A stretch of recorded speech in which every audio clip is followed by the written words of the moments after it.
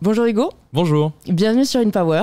Merci. Je suis ravie de t'accueillir dans tes bureaux, c'est bon, on peut le dire? It's not a secret? Non, c'est pas un secret. Génial. Ce sont mes bureaux, enfin ceux de mon équipe. Bah écoute, avant d'en arriver à comment tu vas constituer cette équipe, est-ce que tu peux te présenter de la façon dont tu le souhaites?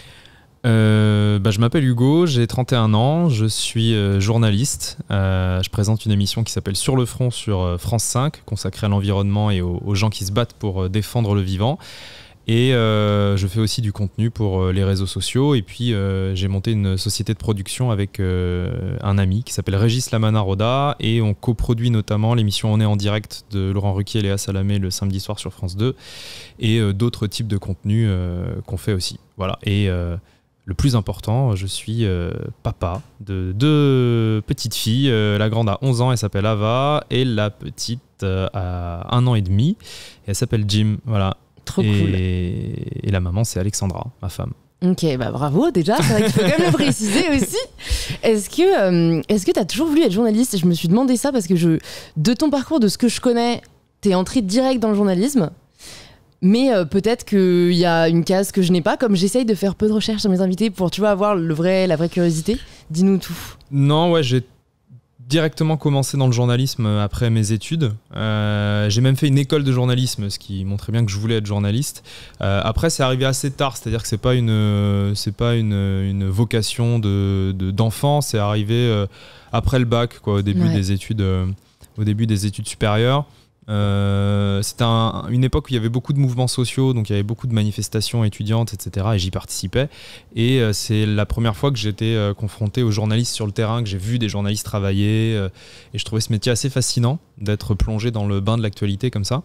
Et au début, je pense que j'ai un peu voulu faire ce métier très égoïstement pour vivre des aventures, voyager, être un peu dans l'action. Je pense que c'était vraiment la motivation première. C'était pas pour sauver la démocratie ou je ne sais quoi, c'était vraiment un truc, c'était pas du tout pour la beauté du métier, on va dire, et son importance sociale, c'était vraiment plus pour l'aventure et parce que j'avais l'impression que c'était vraiment super cool d'être journaliste. Et je le pense toujours. Ouais, bah de toute façon, je pense que quel que soit le métier, même s'il a une beauté sociale ou d'engagement, même ça nourrit au final quelque chose de très personnel, donc faut pas avoir honte de choisir un métier égoïstement, j'ai envie de dire, parce que c'est souvent ça, de toute façon, le moteur de l'engagement. Alors, j'ai l'impression quand même qu'aujourd'hui, les plus jeunes générations, elles sont portées par d'autres moteurs, quoi. Et le besoin d'avoir un métier qui fait sens, qui a une utilité et qui apporte quelque chose, notamment dans le combat pour l'environnement, est quand même, j'ai l'impression, beaucoup plus présent aujourd'hui que c'était le cas pour moi, pour ma génération, il y a 10-15 ans, où même si on parlait déjà beaucoup d'environnement, c'était quand même pas aussi présent qu'aujourd'hui, quoi. C'était pas une thématique aussi incontournable et donc ça nous touchait peut-être moins que les plus jeunes aujourd'hui. Ouais, parce que quand tu as commencé dans le journalisme, il n'y avait pas cette notion d'engagement encore. C'était plus couverture de l'actualité. Alors, sans domaine spécifique. Ouais, moi j'ai commencé vraiment à France. Enfin, j'ai fait plein de stages et plein de ce qu'on appelle des piges, donc un peu de l'intermittence où tu es payé à l'article. Et donc j'ai travaillé en presse locale, à la Dépêche du Midi parce que j'étais à Toulouse, au Parisien, ensuite j'ai fait des stages à TF1, etc. Mais mon vrai premier boulot où j'ai vraiment été embauché à la sortie d'école de journalisme, c'est France 2, où j'ai rejoint le service qui s'appelait à l'époque, qui s'appelle d'ailleurs toujours, je pense, le service des informations générales. Donc comme son nom l'indique, c'est un peu toute l'actualité, notamment ce qui se passe à l'étranger, les conflits, les faits divers, etc. Donc ouais, j'ai commencé dans un journalisme très général, enfin très actu, très news. Dans le métier, on dit c'est du news, en opposition à c'est du magazine, qui est sur un temps un peu plus long, ce que je fais aujourd'hui. Et l'actu chaude, on dit que c'est on utilise le mot news, voilà. Et donc j'ai commencé là-dedans. Et tout de suite, t'as su que t'étais au bon endroit. Il n'y a aucun moment où tu t'es dit je suis pas sûr que ce soit même ne serait-ce que, enfin, je sais que je voulais être journaliste aussi quand j'ai commencé mes études. Et il y a ce truc, je sais pas si c'était. Pourquoi tu l'as pas fait ? J'aime à dire que je suis un peu en train de le faire. Ah oui, c'est vrai, là c'est du journalisme ce que tu fais. De journalisme, c'est plus que la vie a fait que j'ai développé mes projets à côté, tu en parles de mes études, et que ce qui est cool sur les réseaux sociaux, c'est que en fait, t'as pas à t'enfermer dans un seul domaine, et du coup, je peux toucher à tout ce dont j'ai envie de toucher, donc cette liberté-là m'a vachement plu, mais je pense qu'inconsciemment, et c'est ce que j'allais dire, c'est que on m'a tellement répété que ça ne servait à rien que je sois journaliste parce que le métier allait mourir et que, en plus, je voulais journaliste presse écrite, tu vois. Ça, on le dit depuis toujours, il est toujours pas mort. Ouais, c'est clair. Mais du coup, je pense qu'il y avait un côté, tu vois, où je me suis dit, ok, il faut que je trouve un plan B parce que là, le plan A, tout le monde me dit que c'est un peu foutu.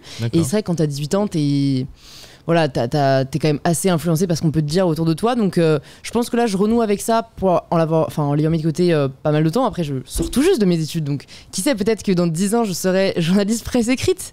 Mais toi, t'as pas eu ce truc de la peur que les autres pouvaient projeter sur le métier? Non, pas du tout. Qui t'a fait dire que c'était foutu? Non, pas du tout, parce que c'est vrai que depuis que je suis en école de journalisme, donc ça fait plus de 10 ans, on entendait déjà ces discours-là, de dire le journalisme c'est mort, etc. Moi, ça m'a toujours attiré, j'ai toujours beaucoup regardé, beaucoup lu la presse, beaucoup regardé les informations, beaucoup écouté la radio. Et donc j'avais vraiment envie de faire ça, quoi. J'avais vraiment envie d'être là où ça se passait, d'être au cœur de l'actualité. Et donc j'ai jamais douté. Après, au fur et à mesure de mon début de carrière, je sais pas si on peut appeler ça comme ça, mais de mon début de parcours professionnel, j'ai toujours l'impression que ça fait assez vieux de parler de carrière. Et c'est un mot assez pompeux. Un peu pompeux. En tout cas, de début de parcours professionnel, j'ai pu ressentir de la frustration sur l'utilité du journalisme. Et c'est pour ça que j'ai fait les choix que j'ai fait et que j'ai changé d'ailleurs de manière de faire du journalisme, parce que j'avais l'impression qu'on faisait des reportages et que ça changeait pas forcément grand chose derrière, qu'il se passait pas grand chose, quoi, que tu pouvais aller faire un reportage sur la famine en Afrique, tu rentrais, tu faisais ton sujet, il passait et puis derrière tu prenais ta vie, rien ne changeait, quoi. Et donc c'est pour ça qu'aujourd'hui j'essaie de faire du journalisme avec un impact derrière et de m'engager plus pour essayer de provoquer des changements, quoi, et de faire en sorte que l'information soit aussi mise au service du changement vers un monde que je souhaite meilleur et que j'espère meilleur.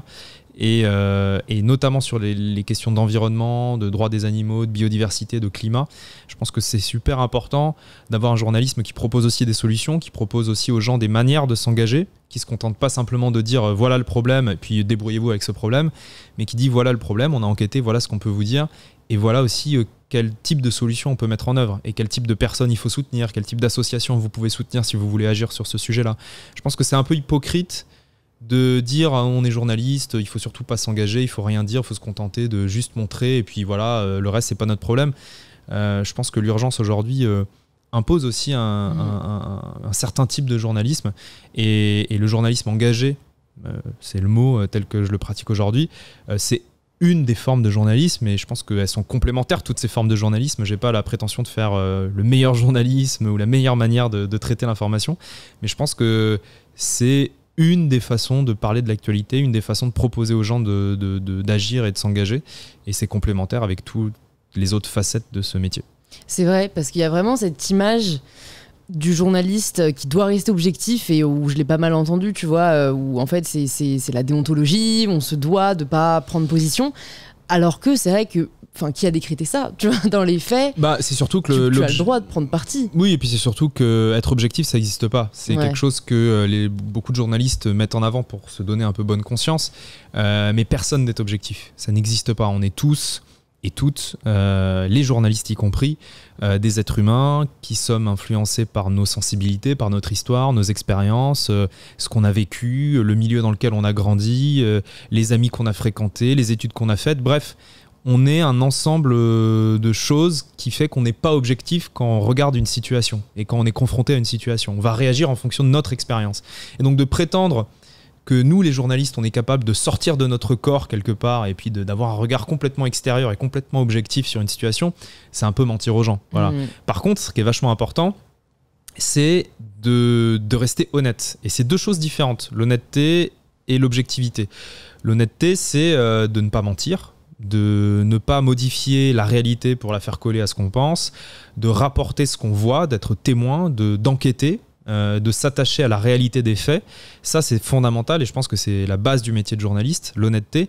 En revanche, l'objectivité, c'est-à-dire de prétendre qu'on n'est jamais influencé par ce qu'on est et par ce qu'on pense, ça pour moi c'est un mensonge. Et d'ailleurs, je pense que la plupart des gens n'y croient pas. Enfin, si on fait un sondage à la volée dans la rue, si vous demandez aux gens est-ce que selon vous les journalistes sont objectifs, il n'y aura pas grand monde qui va vous répondre oui, parce que les gens savent bien que c'est pas possible. Et donc voilà, moi je prétends pas du tout être objectif. Par contre, j'assure et je m'attache à être le plus honnête possible et à être irréprochable sur les faits et sur la réalité. Il y a quelque chose qui est assez particulier aussi dans ta carrière de journaliste, c'est que la plupart des journalistes, historiquement, dépendent de maisons, que ce soit des magazines, que ce soit des boîtes de production, que ce soit de la télé. Toi, tu as commencé ton parcours du coup à la télé. Quand est-ce que tu t'es rendu compte qu'en fait, tu pouvais être journaliste indépendant et que le schéma ou l'image que tu avais de journaliste, tu pouvais un peu la redéfinir? Parce que avant toi, j'ai peu l'image, tu vois, de journalistes qui ont un peu raidé solo, qui ont fait leur projet et qui aujourd'hui, c'est eux qui montent leur propre boîte. Il y en a pas mal en fait. Alors après, ça dépend ce qu'on entend par journaliste indépendant. Journaliste indépendant, dans la définition la plus commune, c'est des journalistes qui ont pas d'employeur fixe et qui travaillent à la mission pour différents employeurs qui sont dans le métier, on dit pigistes. C'est des gens qui travaillent à la mission, à l'article, au reportage, au documentaire. Donc moi, je travaille quand même pour un employeur fixe aujourd'hui. Voilà, c'est France Télévisions. Je travaille pour France 5. Oui, je suis journaliste indépendant parce que j'ai monté ma propre boîte de production, je fabrique moi-même les émissions avec mes équipes et on propose ces émissions à des diffuseurs, on vend ces émissions à des chaînes de télévision. Et donc le jour où ça ne nous convient plus, où je suis pas content des conditions dans lesquelles on me demande de fabriquer une émission, je peux décider d'arrêter et puis de la faire différemment pour d'autres personnes. Voilà, donc dans ce sens-là, je suis un journaliste indépendant. Et puis après, il y a l'indépendance vis-à-vis des autres pouvoirs. Et ça, c'est, je pense, le plus important. Mais on peut être un journaliste indépendant en étant dans une rédaction, la même rédaction toute sa vie. Voilà, on peut être indépendant du pouvoir politique, du pouvoir économique, tout en étant salarié d'une rédaction. C'est pas du tout contradictoire. Et je pense qu'il y a beaucoup de fantasmes qui circulent sur l'indépendance des journalistes. Beaucoup de gens pensent qu'un journaliste est forcément corrompu, est forcément victime de pression, répond forcément à des commandes qui viennent d'en haut. Il y a un peu de fantasme là-dessus. Je pense qu'en France, en tout cas, on a la chance d'être dans un pays où l'écrasante majorité des journalistes font leur métier librement et ne sont pas du tout soumis à des pressions ou à de la censure. Je ne dis pas que ça n'existe pas, ça existe très probablement dans notre pays. Il y a eu des exemples, mais c'est quand même relativement rare. Et même les journalistes qui sont salariés dans des rédactions peuvent travailler librement. Voilà. Ouais, non, mais c'est vrai que c'est bien de le dire. Au final, il y a pas mal d'opacité autour de ce métier qui commence à changer grâce aux réseaux sociaux. Mais c'est vrai que comme la plupart, en effet, sont attachés à des émissions, à des boîtes de prod ou de télé, leur image, j'ai l'impression que leur parole est parfois un peu moins libre que... Un média, c'est une entreprise. Donc ça, il faut que les gens le comprennent.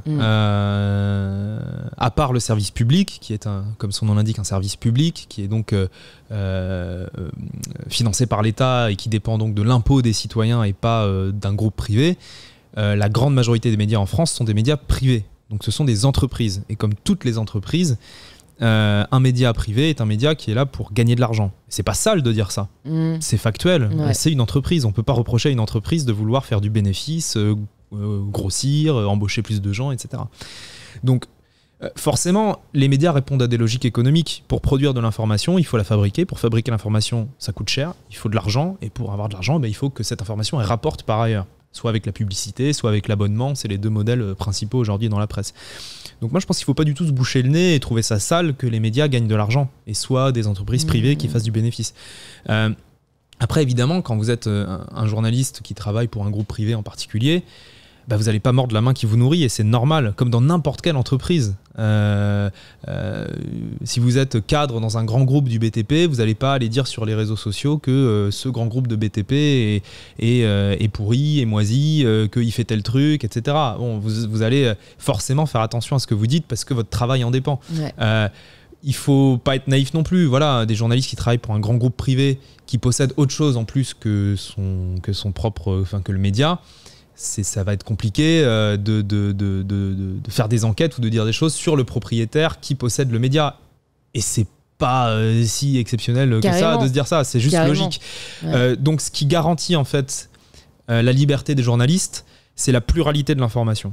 C'est de faire en sorte qu'il y ait plein de médias différents, que ces médias soient possédés par plein de gens différents, qu'il y ait des médias d'information publics, qui soient libres de tout intérêt privé, qu'il y ait plein de médias privés différents qui, eux, sont libres de tout intérêt public, mais qui sont aussi libres les uns des autres, qui ne sont pas tous possédés par la même personne. Parce que là où ça commence à poser des problèmes, c'est quand il y a une concentration, c'est-à-dire quand c'est un grand groupe ou une grande famille qui possède énormément de médias. Là, on peut arriver à une situation où on rentre dans un problème d'indépendance et de liberté. En France, aujourd'hui, il y a quand même beaucoup de médias privés différents et je pense, je peux me tromper, hein, peut-être qu'on me prouvera le contraire, mais je pense qu'il y a quand même une liberté des journalistes en France qui est réelle aujourd'hui.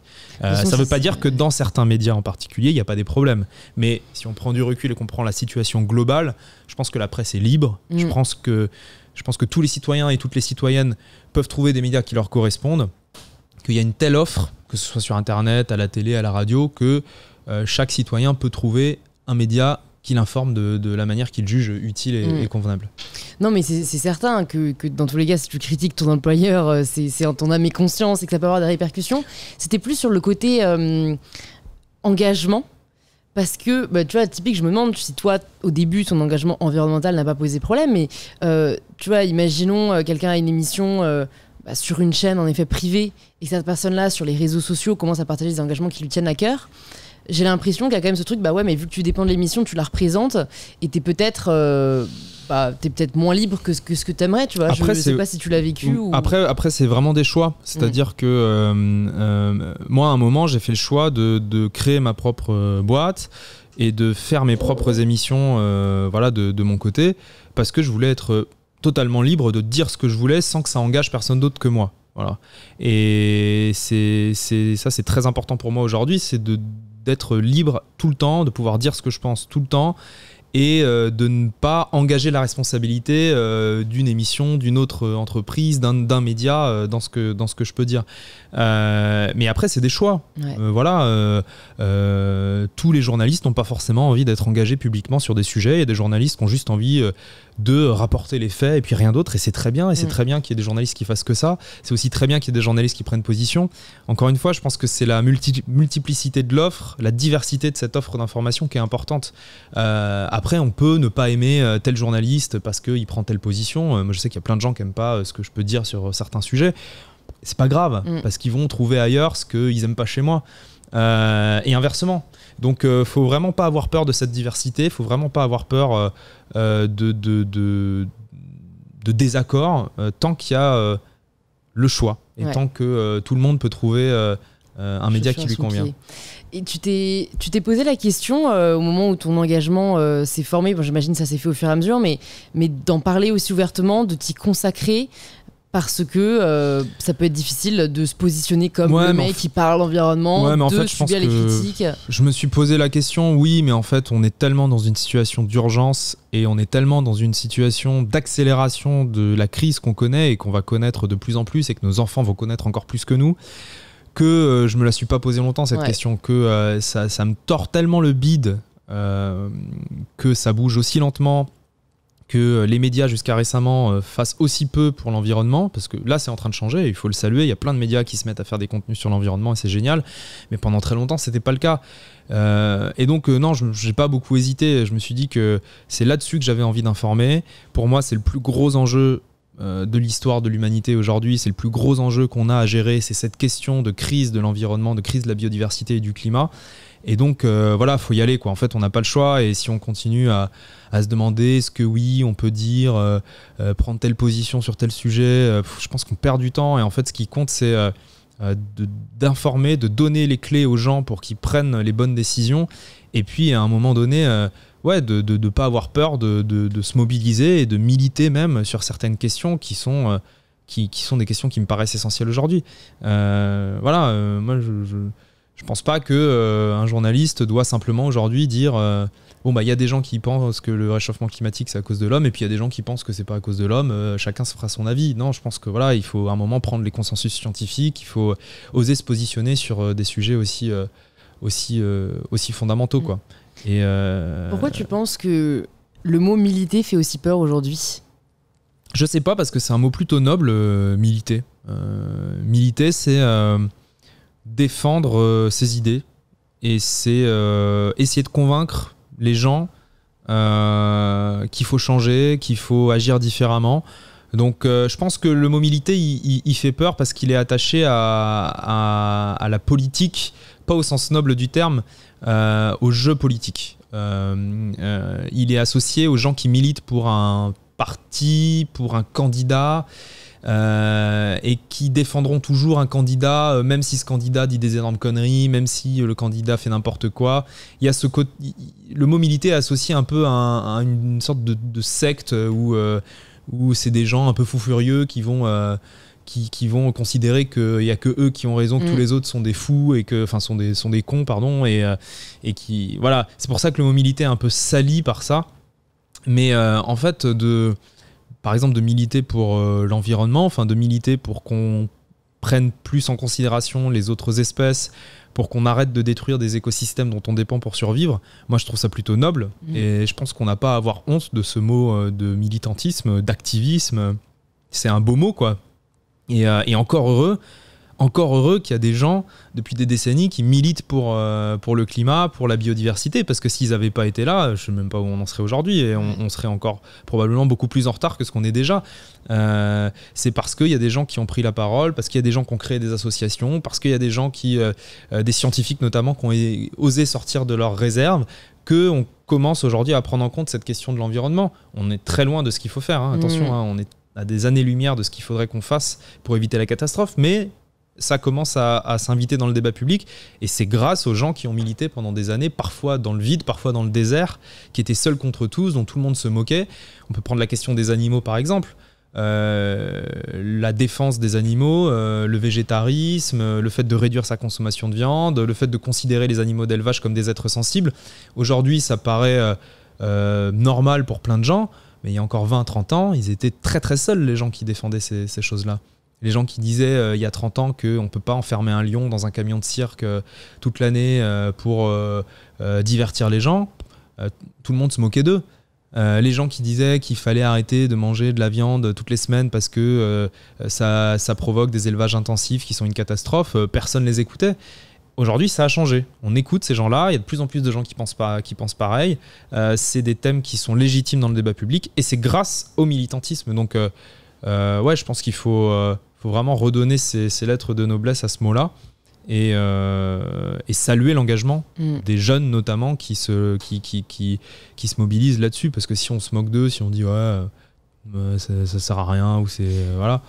Je pense en fait, quand on parlait, je me suis dit, je crois que le vrai problème c'est le non-respect des opinions des autres, parce que en fait, je crois que pourquoi des jeunes ont peut-être peur de s'engager, ou même des personnes plus âgées, tu vois, c'est qu'ils ont peur de déplaire, ils ont peur qu'on ne les aime pas parce qu'ils ont une opinion différente.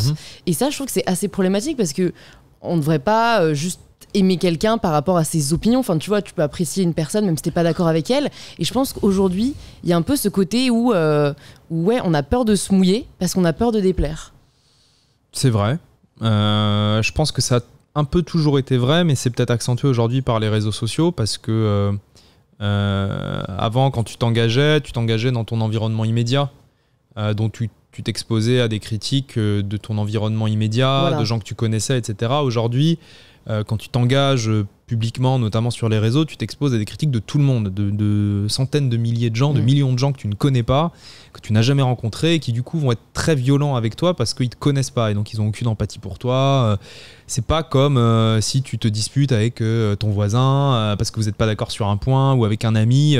Ça peut être des discussions enflammées qui partent loin parfois, mais au final, vous vous connaissez quand même. Donc, le rapport n'est pas le même.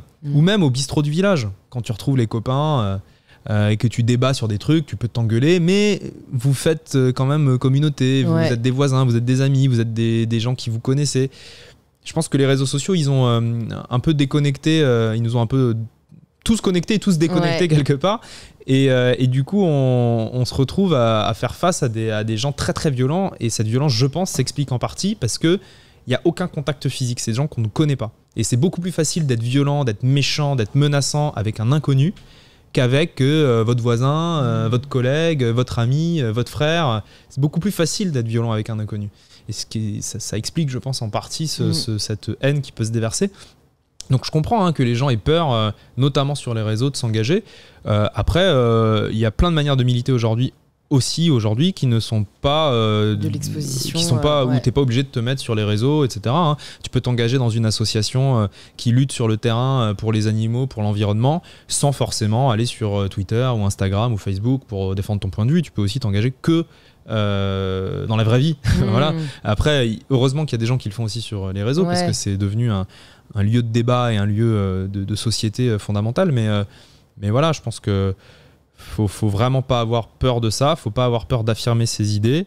Il faut pas avoir peur de dire que la situation est grave et qu'il faut se bouger. Et puis je pense qu'il faut faire aussi attention au discours de dire chacun son opinion. Oui, chacun son opinion. C'est vrai, chacun son opinion.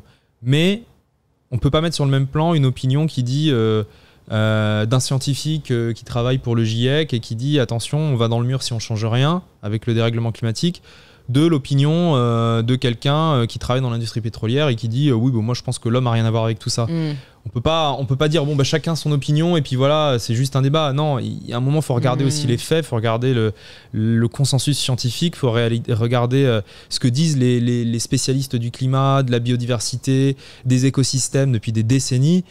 Et acter que faut peut-être les écouter maintenant, quoi, et qu'on a perdu déjà énormément de temps et qu'il faut absolument maintenant rattraper ce retard, parce que si on ne se saisit pas de cette situation dans les années qui viennent, les scientifiques le disent, on s'expose à des catastrophes encore plus grandes que celles qu'on va devoir affronter de toute manière. Qu'est-ce qui t'a sensibilisé aux causes que tu défends aujourd'hui, la cause environnementale, animale Il y a plein de choses. Il y a des amis qui étaient beaucoup plus sensibles à ça que moi. Il y a mon grand frère qui m'en a beaucoup parlé. Il y a ma mère quand même qui nous a, mes parents qui nous ont quand même qui nous ont transmis des choses, des connaissances, des valeurs sur ces questions-là. Mais je pense que c'est vraiment à travers mon métier de reporter, en fait, d'aller sur le terrain où j'ai vu de mes yeux des choses auxquelles j'aurais probablement pas cru ou pas voulu croire si je les avais pas vues. Voilà. Où j'ai vu les conséquences de ce qu'on faisait à l'environnement, aux animaux, etc. Et de le voir soi-même, de le voir moi-même, ça a vraiment été un accélérateur de prise de conscience et ça m'a donné envie du coup de transmettre tout ce que je voyais aux gens, quoi. Parce qu'avant de faire ce métier, je me rendais pas vraiment compte. Moi je faisais partie des gens qui mangeaient énormément de viande. Je me posais jamais la question de savoir d'où venait la viande, quelles conséquences ça avait. C'est des trucs qui me passaient complètement au-dessus de la tête, quoi. Et j'étais même plutôt j'avais même plutôt tendance à me moquer de mes amis qui étaient un peu plus sensibles à cette question. Pour moi, c'était du sentimentalisme, etc. Et en fait, d'être confronté à tout ça, visuellement, physiquement, ça a changé beaucoup de choses, quoi. Voilà. Et je pense qu'on est assez nombreux dans ce cas-là. Alors, pas forcément en allant sur le terrain, mais en voyant des vidéos, en découvrant un peu le travail d'information que font toutes les associations. Et puis aussi grâce aux médias qui, ces dernières années, parlent de plus en plus de ces sujets-là. Et c'est pour ça que pour moi, l'information, c'est vraiment fondamental sur la question de la bataille pour le climat et pour le vivant. C'est que les gens doivent avoir les informations pour prendre les bonnes décisions. On ne peut pas attendre de gens qui ne sont pas informés qu'ils agissent dans la bonne direction. C'est pas possible. Si vous ne savez pas ce qui se passe, si vous ne savez pas précisément comment agir, c'est compliqué d'agir. Donc l'information est vraiment quelque chose de fondamental pour moi. Ouais. Qu'est-ce qui manque à tes yeux pour qu'on accélère, parce que là on est dans une sorte de on en parle tout en restant assez passif, tu vois, comme si le fait d'en parler pouvait justifier l'inaction. Alors oui et non, je trouve qu'on est de moins en moins passif quand même. Il y a de plus en plus de gens qui changent leur mode de consommation, ça c'est du très concret. Il y a de plus en plus de gens qui choisissent leur métier en fonction de ces questions-là aussi, ça aussi c'est du concret. Il y a quand même de plus en plus de personnes qui s'engagent dans les associations. Il y a des choses qui bougent, donc on n'est pas passif. Ce qui manque pour que ça accélère, c'est un changement massif de consommation. Il faut qu'on prenne conscience que seul, on ne peut pas grand-chose. Mais si tout le monde change sa consommation, si on est des milliers, des centaines de milliers, des millions à le faire, c'est un impact énorme. Parce que l'industrie, c'est nous. Les grandes entreprises, c'est nous. On crée l'offre. On achète leurs produits. On achète ce qu'ils fabriquent. Et tant qu'on achètera leurs produits et ce qu'ils fabriquent, tant qu'on achètera des produits qui ont un impact environnemental énorme, ils continueront à les faire, ces produits-là. Donc ça, c'est la première chose, c'est prendre conscience de notre force collective de citoyens, de citoyennes. à travers nos choix d'achat, de consommation, on peut vraiment changer les choses. À travers nos engagements aussi. Le fait de rejoindre une association, c'est pas du tout anodin. Ouais. C'est très important. Le fait de faire un don, si on peut se le permettre, tout le monde peut pas se le permettre, mais pour ceux qui peuvent, de faire un petit don. Pour ceux qui peuvent pas faire de don, mais peut-être qui ont un peu plus de temps, de s'engager dans une asso, de participer à leurs actions, ça permet de renforcer les associations et donc de rééquilibrer le rapport de force entre ces assos et les lobbies qui sont en face et qui essayent de faire en sorte que rien ne bouge.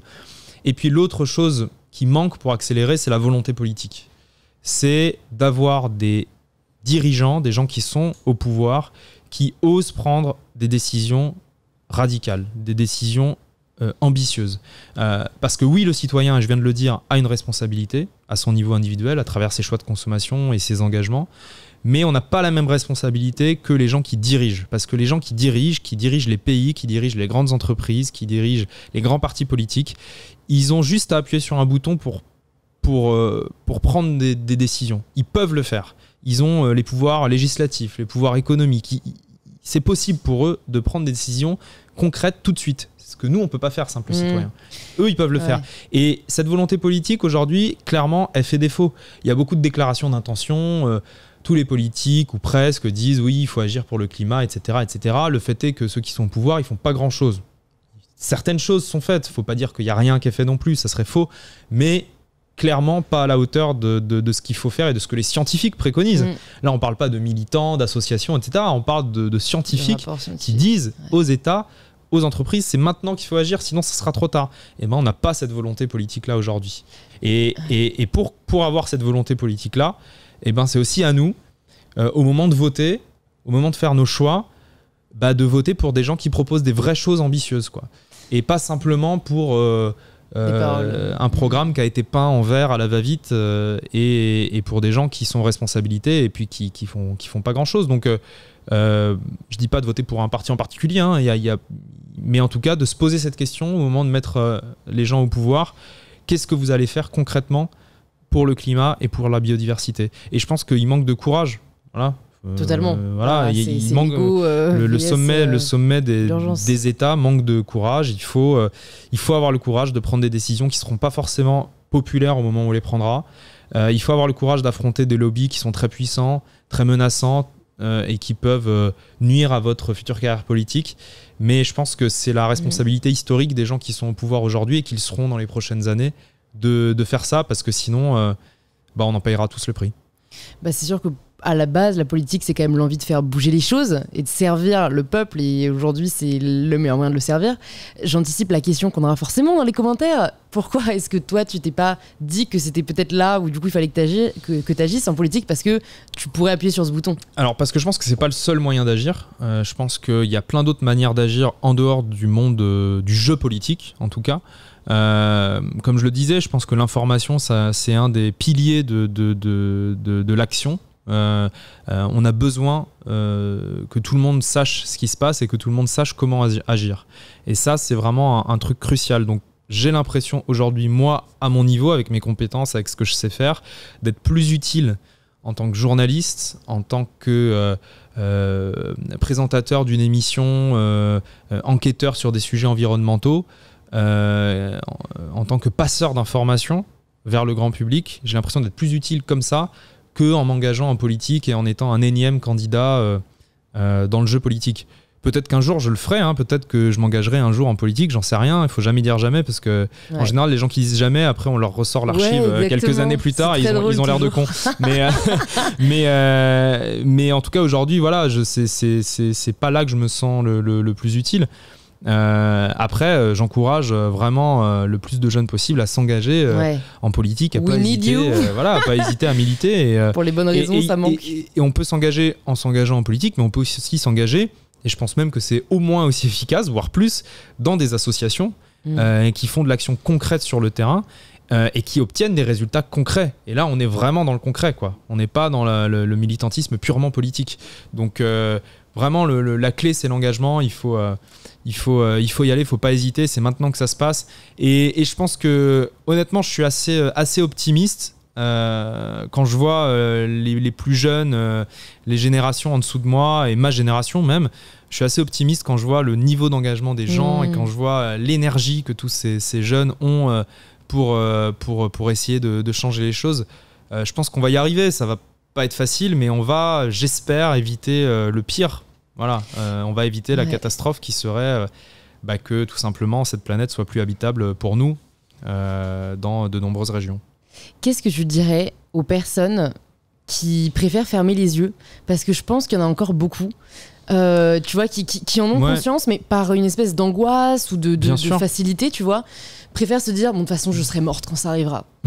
Parce qu'il y en a qui se le disent. Je leur jette pas la pierre parce que je pense que c'est un réflexe normal et franchement, je peux comprendre que ceux qui ont 20 ans aujourd'hui, ça les saoule de devoir assumer et réparer les erreurs de plein de générations avant eux, qui eux ont vécu leur belle vie, qui ont vécu sans compter, et maintenant c'est aux plus jeunes d'assumer et de faire attention pour tout le monde en fait. Donc je peux comprendre le côté c'est bon, je veux pas y penser, je veux vivre ma vie. Je peux le comprendre, c'est vraiment humain. Après le truc c'est que de toute manière cette situation elle s'impose à nous et elle va s'imposer à nous. On a beau se dire moi je m'en fous, je veux pas savoir, je veux vivre ma vie, c'est peut-être encore possible de se le dire aujourd'hui en France, mais ça va l'être de moins en moins. Les scientifiques le disent, hein, les phénomènes météo extrêmes vont se multiplier, c'est déjà le cas. On va vivre dans un monde de plus en plus hostile, où les conflits vont être de plus en plus nombreux, où les pandémies aussi vont se multiplier selon les experts. Donc on peut pas fermer les yeux, on pourra pas en tout cas les fermer très longtemps. Et puis je pense qu'il faut aussi remettre de la joie et du bonheur dans l'engagement, dans le fait de faire quelque chose qui a du sens. En fait c'est cool, c'est joyeux de rejoindre des associations, c'est des super moments, c'est des super rencontres, c'est des nouvelles amitiés, c'est le sentiment d'être utile, et il n'y a rien de plus jouissif et de plus générateur de bonheur que le sentiment d'être utile et de faire un truc bien et pour le bien commun. Et je pense que ça doit être le moteur. Faut pas que ce soit triste, l'engagement écologique. Faut pas que s'engager dans des assos, militer ou défendre des choses, ça soit vu comme quelque chose de triste, de chiant, de oh là là, on va de déprimant, voilà. C'est l'inverse quoi. Et moi tous les gens que je rencontre dans ces associations, tous les jeunes que je rencontre qui s'engagent, c'est des jeunes heureux, qui pétillent, qui sont pleins d'énergie. Et c'est aussi dans l'espoir c'est aussi dans l'action que réside l'espoir. C'est dans le fait de faire quelque chose qu'on va retrouver de l'espoir. Parce que même si ça marche pas, allez au pire, voilà, ça marche pas, au moins on aura fait quelque chose. On ne sera pas resté impuissant, les bras croisés. Et ça, c'est vraiment fondamental. Et je pense qu'il faut remettre de la joie dans tout ça, quoi. Et c'est pas triste, la défense de l'environnement. Au contraire, ça donne l'impression d'avoir une prise sur les choses et de faire quelque chose à son échelle. Parce que le vrai truc qui rend triste, c'est l'impuissance. Ouais. C'est le sentiment d'être condamné à une situation qui va tous nous dépasser et sur laquelle on ne peut rien faire. Et ça, c'est faux. On peut faire quelque chose. Il y a des choses qu'on ne pourra pas éviter. Faut pas se mentir. Il y a des choses pour lesquelles c'est probablement déjà trop tard. Les glaciers de montagne, on peut faire ce qu'on veut. On est à peu près sûr qu'ils vont disparaître. Certaines espèces, malheureusement, elles vont disparaître. Donc, faut pas prétendre tout sauver. Mais ce qu'on peut faire, et ce que nous disent les scientifiques, c'est qu'on peut limiter les dégâts. On peut faire en sorte que ce qui va nous arriver dessus soit supportable, ou en tout cas qu'on puisse s'y adapter. Mais si on fait rien, le risque, c'est qu'on puisse pas s'adapter à ce qui va arriver. Et là, notre vie, ça sera vraiment plus la même. Bon, heureusement, tu montres bien, je trouve, que l'engagement n'est pas déprimant et que non seulement c'est utile, mais qu'en plus c'est générateur de changement. Ouais. Donc pour ça, merci. J'ai deux petites dernières questions pour toi, Hugo. Ouais. Est-ce qu'il y a une ressource que tu as envie de nous partager, ça peut être lié à l'environnement ou pas, mais que ce soit un livre, un film, une musique même, qui t'a marqué et que tu aurais envie de recommander aux personnes qui nous écoutent? Moi, il y a un livre qui m'a vraiment marqué, qui est à la source de ma conversion au végétarisme, on va dire. Alors, je veux pas convaincre tout le monde de devenir végétarien, chacun fait ce qu'il veut, mais c'est un livre, je pense, qui doit être lu parce qu'il y a énormément d'informations dessus et ça permet de savoir ce qui se passe dans les élevages et de se rendre compte de l'impact de tout ça. C'est Faut-il manger les animaux de Safran Foer, qui moi est le livre qui m'a le plus marqué. Donc s'il n'y avait qu'un livre, ce serait ça. Et après, je pense que Non, j'en ai des milliers, mais on n'a pas le temps. Donc, si je dois retenir qu'un livre, c'est celui-ci. Faut-il manger les animaux de Safran Foer. Et évidemment, ça concerne la question des animaux, mais il y a plein d'autres bouquins absolument indispensables, édifiants sur d'autres questions que vous trouverez. Et je pense que les gens trouveront. Puis il y a les tiens que j'ajouterai aussi dans la barre de description. Parce que je vais pas dire. Ça ferait très égocentrique de dire écoutez, s'il y a un livre à retenir, c'est le mien. Voilà, allez l'acheter. Donc, c'est pour ça que je le dis. Voilà, ça fait partie des livres qui peuvent être lus. Bien sûr, je vais pas dire le contraire, mais s'il y en a un à retenir, ça serait pas le mien. J'aurais pas cette prétention-là. Mais moi, si je dois conclure, c'est vraiment par un message d'espoir, parce que je le vois autour de moi. Je vois les gens changer. Moi-même, je change. Il y a des pratiques qui me paraissaient évidentes il y a quelques années que je ne fais plus aujourd'hui. Alexandra, ma femme, elle fait changer aussi plein de choses qui lui paraissaient encore invraisemblables il y a quelques années. Elle s'engage de plus en plus et elle y trouve beaucoup de plaisir aussi à s'engager dans toutes ces questions-là. J'ai des amis qui se moquaient encore il y a quelques années de moi quand je leur disais que je mangeais pas de viande, qui aujourd'hui sont devenus encore plus végétariens que moi, même vegan pour certains. Et en fait, tout le monde peut changer. Et je pense que c'est vraiment ça qu'il faut retenir. Il n'y a pas de gentil, il n'y a pas de méchant. Il n'y a que des gens qui peuvent changer. Et il faut jamais baisser les bras de voir les gens changer. Et parfois, les gens ne se rendent pas compte qu'ils font des choses qui ont un impact ou qui sont pas bonnes ou qui ne peuvent pas se perpétuer. Je pense qu'on a tous et toutes à un moment été dans cette situation. Donc, il faut être dans la bienveillance, il faut informer, il faut expliquer, il faut garder son calme, faut être dans l'inclusion de tout le monde dans cette lutte-là et pas essayer de chercher qui est le plus pur, qui est le plus écolo, qui est... Parce que souvent, il y a un peu cet écueil-là. Quelqu'un qui va s'engager sur une question va lui dire « Ah oui, mais alors toi, t'es zéro déchet, mais par contre, tu prends l'avion. » Et on va toujours essayer de rabaisser les gens en cherchant ce qui ne va pas chez eux. Au contraire, essayons de valoriser les bonnes actions, de valoriser ce que les gens font, et pas de leur chercher des poux dans la tête sur chaque truc qui va pas. Et c'est en valorisant toutes les bonnes actions qu'on va en faire de plus en plus et qu'on va se mettre tous ensemble. Et voilà, ça veut pas dire qu'il faut pas dénoncer les scandales environnementaux, qu'il faut pas dénoncer ce qui va pas, mais toujours dans la bienveillance vis-à-vis des citoyens, quoi. Voilà. C'est un très beau message d'espoir, mais j'avais une dernière question pour toi. Non mais c'est génial, comme ça t'as pu faire le petit message d'espoir. C'est la question signature du podcast. Ça signifie quoi pour toi, prendre le pouvoir de sa vie ? Prendre le pouvoir de sa vie. Ça signifie d'être content le matin quand tu te lèves et d'être content le soir quand tu te couches. Voilà. Ça ne veut pas dire que tu seras content tous les jours. Il y a forcément des jours qui seront difficiles. Mais globalement, qu'à la fin de ta vie, quand tu regardes dans le rétroviseur, tu te dis « ça valait le coup ». Super, straight to the point. Génial, merci beaucoup Hugo d'être venu sur InPower. Avec plaisir. Pour te retrouver tes émissions, tu veux qu'on redirige les auditeurs et les auditrices sur ton Insta Oui, voilà. Ils se redirigeront où ils voudront se rediriger, il n'y a pas de souci. Trop cool, merci beaucoup Hugo. Ça marche, allez, bonne soirée.